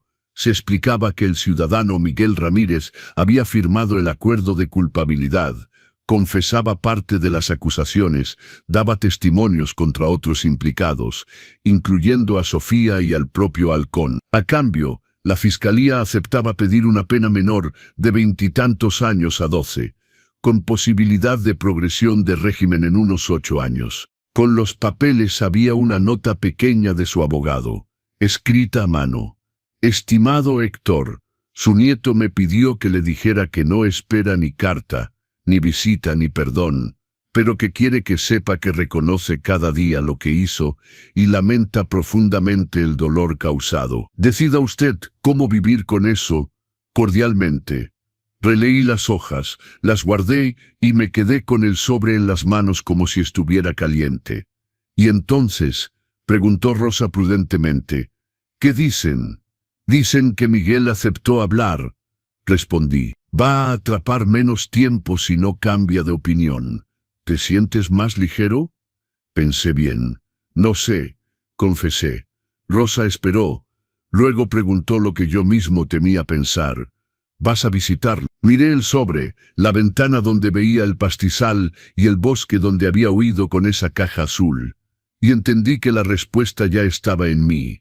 Pero decirla en voz alta era como firmar una nueva fase de vida. Respiré profundamente y le dije a Rosa, no ahora. Asintió sin presionar. Tal vez algún día, agregué bajo. Si encuentro la fuerza en mí. Solo encontré la fuerza en mayo. Era un día cálido, camino seco. Manejé hasta la prisión durante 3 horas, pensando todo el tiempo en dar vuelta. En la sala de visitas me llevaron según las normas. Detector de metales, documentos registrados. Me senté en la mesa. Puse las manos adelante para no mostrar que temblaban. Cuando trajeron a Miguel, no lo reconocí al principio. Delgado, abatido, cabello canoso, arrugas nuevas. Mi muchacho de 42 años se había transformado en un hombre al que la vida alcanzó de manera brusca y dura. Papá, sonrió torcido. ¿Realmente viniste? Vine, dije. Nos quedamos en silencio. No espero que me perdones, suspiró. Ni siquiera lo pido. Entiendo que tal vez no se perdona algo así. Juntó las manos. Solo quería que supieras. Pienso cada día en lo que hice. En Rodrigo, en ti, en cómo todo pudo ser diferente si hubiera abierto la boca en ese momento en lugar de meter la cabeza en la arena. Y sabes, dije lentamente, el sentimiento de culpa en tu caso es algo muy correcto. Parpadeó pero no discutió. La prisión no es el peor castigo, continué. Lo peor es vivir sabiendo que tu padre murió, no en vano, sino porque no dijiste alto en el momento correcto. Entiendo eso, susurró. Pues vive con eso, asentí, y trabaja. No para mí, no para la reducción de pena, sino para que el resto de tu vida sea mínimamente digno después de lo que ya hiciste. Nos quedamos todavía ahí un momento. Él me contó que había aceptado testificar, que escribía cartas al psicólogo, que intentaba mantenerse lejos de problemas de la prisión. Escuchándolo, solo pensaba en una cosa: qué extraño hablar de esto no en la cocina o en el campo, sino en un lugar con barrotes y un guardia. ¿Algún día me perdonarás?, preguntó finalmente. No hice el papel del abuelo gentil. No lo sé, Miguel, respondí honestamente. Tal vez en años, tal vez nunca. Tragó saliva. Pero ¿sabes qué puedo darte?, agregué. Esperanza. Levantó la vista. Si realmente trabajas en ti mismo, si realmente dices la verdad y no te escondes detrás de nadie, todavía tendrás la oportunidad de salir y vivir el resto de tu vida diferente. Y si en muchos años todavía quieres, podemos intentar hablar como personas y no como acusado y víctima. Voy a hacer esfuerzos, dijo bajo. Es lo único que espero de ti, dije, y me levanté. Salí primero. Lloré la mitad del camino de regreso, pero no miré atrás. Un año después, la primavera ese año llegó vibrante. Rosa y yo decidimos que no venderíamos el rancho. Al contrario, contratamos a una pareja joven. Diego y Olivia, recién casados, llenos de ideas de agricultura orgánica, productos artesanales y otras modas de las que no entendía la mitad de las palabras, pero veía que los jóvenes trabajaban con las manos y no le tenían miedo al lodo. Los instalamos en la casita cerca del pastizal norte donde vivían los padres de Rodrigo. La casa estaba vacía. Diego y Olivia la renovaron durante el verano. Cambiaron ventanas, repararon el techo, separaron 4 hectáreas para vegetales, pusieron gallinas, algunas cabras y una vaca dócil. En el camino hicimos un pequeño puesto. La gente empezó a venir por leche, huevos, hierbas. El rancho ya no era el mismo que en la época de Rodrigo, pero tampoco debía serlo. En la vida las cosas rara vez quedan como antes. Generalmente se vuelven nuevas. Rosa tomó la cocina y el papeleo. Yo, la organización y el contacto con la gente. Los jóvenes hacían lo que exigía fuerza y espalda ancha. A veces en la noche nos sentamos en el patio, tomamos café preparado en la estufa de leña, y parecía que estaba nuevamente en mi juventud, pero sin ilusión y con otro equipaje. En agosto finalmente usé el boleto para Irlanda. Rosa vino conmigo. Dijo que no iba a dejar a una persona mayor pasearse sola en el extranjero. Reí. Durante 3 semanas caminamos por las colinas verdes.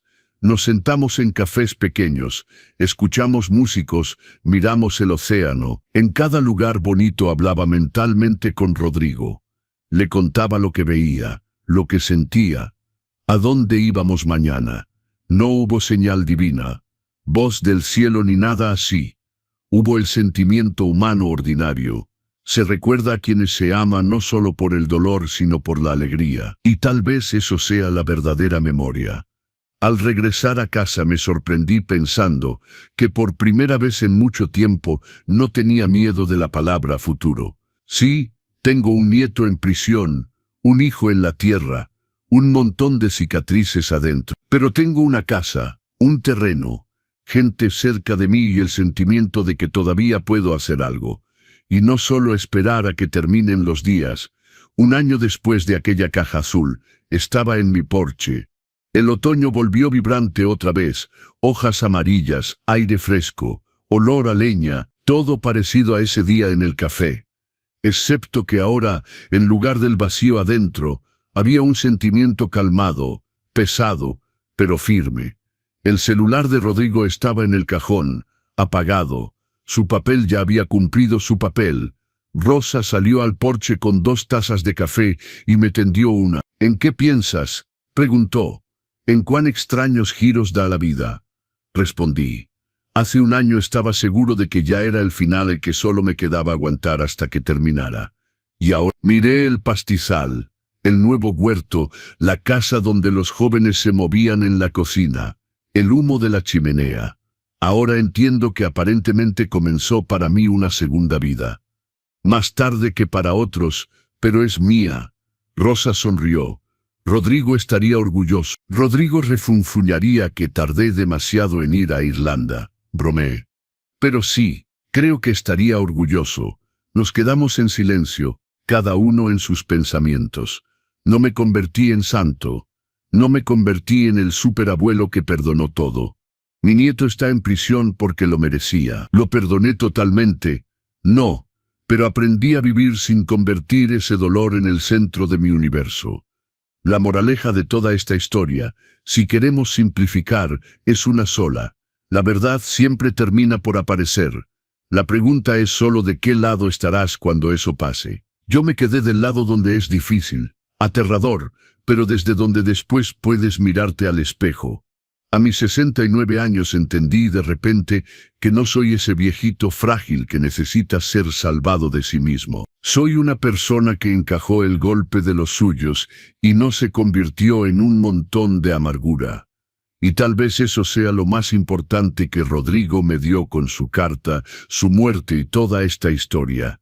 El derecho a continuar con la cabeza en alto. Y ustedes, honestamente, ¿de qué lado estarían si tuvieran que elegir entre una persona querida y la verdad? Piénsenlo. Me encanta escuchar lo que la gente haría. Si esta historia los tocó, no olviden suscribirse a los consejos del abuelo, darle like y decirme en los comentarios desde dónde nos están viendo. Su apoyo me ayuda a seguir compartiendo estos relatos que espero los hacen reflexionar sobre la familia, la lealtad y el valor. Gracias por escucharme hasta el final. Nos vemos muy pronto con una nueva historia.